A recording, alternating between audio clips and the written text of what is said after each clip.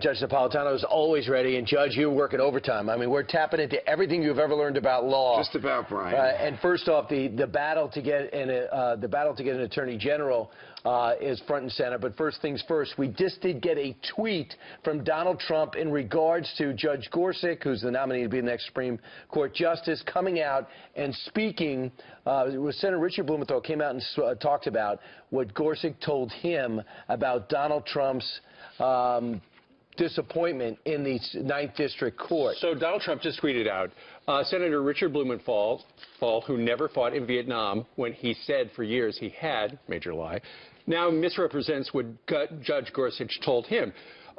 In talking yesterday in a private meeting with Neil Gorsuch, apparently, it's a private meeting. So Senator Blumenthal comes out and says the judge said he was disheartened and demoralized by this abhorrent comment.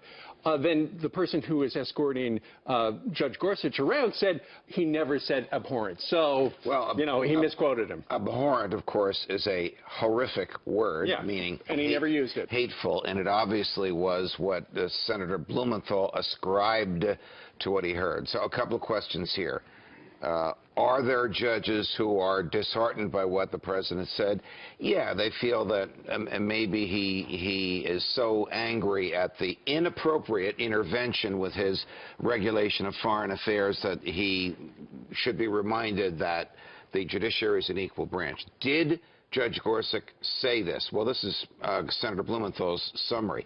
Is this conversation between Judge Gorsuch, this is an interesting question, and each senator private, or can it be revealed to the public? That's the first thing I asked you in the hall. I said, I don't know what the answer to that is, Brian, except to say that senators, like Senator Blumenthal, will reveal what they think will help themselves politically. Sure. He obviously is not a fan of Donald Trump and not a fan of Judge Gorsuch, and might want to do what he can to drive a wedge between them. I have defended the president's criticism of these judges because their questions, both the trial judge, Judge Robart, and the 3 appellate judges, were political questions. They all said, exactly, what studies did he rely on to choose the 7 countries? That is an irrelevant question.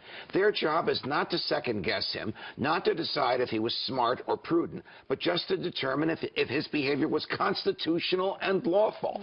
My late, great friend Justice Scalia had a sign on his desk which said 3 words, stupid but constitutional, meaning I don't care about the wisdom of the government's choices, and the court doesn't care. It only cares about the constitutionality.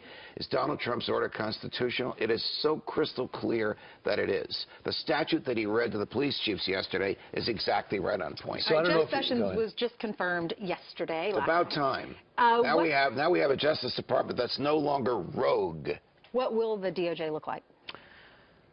Well, I think it's going to be much more of a down-the-line law and order DOJ than the politicized one that we had under President Obama, because Donald Trump has promised that, and the Jeff Sessions that I know, and I've known him for 12 or 13 years, is that type of person. I might not agree with everything Attorney General Sessions is going to do, excuse me, but it's going to be a far more traditional law and order-oriented Justice Department, which means FBI and all the other instruments that belong to the Justice Department. Judge, do you think that the turbulence he put to, and all the consternation we received and watched to leading to his nomination, leading to his confirmation, will that affect anything that he does or anything that his Justice Department does? I hope not, because the Jeff Sessions that I know is not the person that was profoundly misrepresented by the Democrats, particularly my very good friend Cory Booker, whom I've known for 20 years, and Senator Warren from Massachusetts. They grossly misrepresented Senator Sessions on the very difficult issue of race. People on the political left are attacking Donald Trump because he said, hey, look, you can't attack the court system.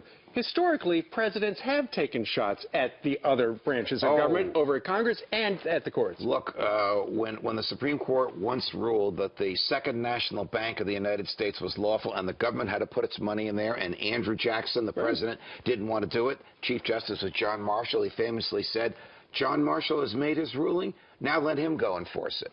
Not suggesting that presidents should be lawless, but the tradition of presidents criticizing courts is nothing new. Is as old as the And decade. Teddy Roosevelt, too, right? Yes. All right. Yes. Judge, thank you very much. Oh, you're Thank you, welcome, Judge. We have a shovel over at the studio door. Can you help out? I think Janice already has it.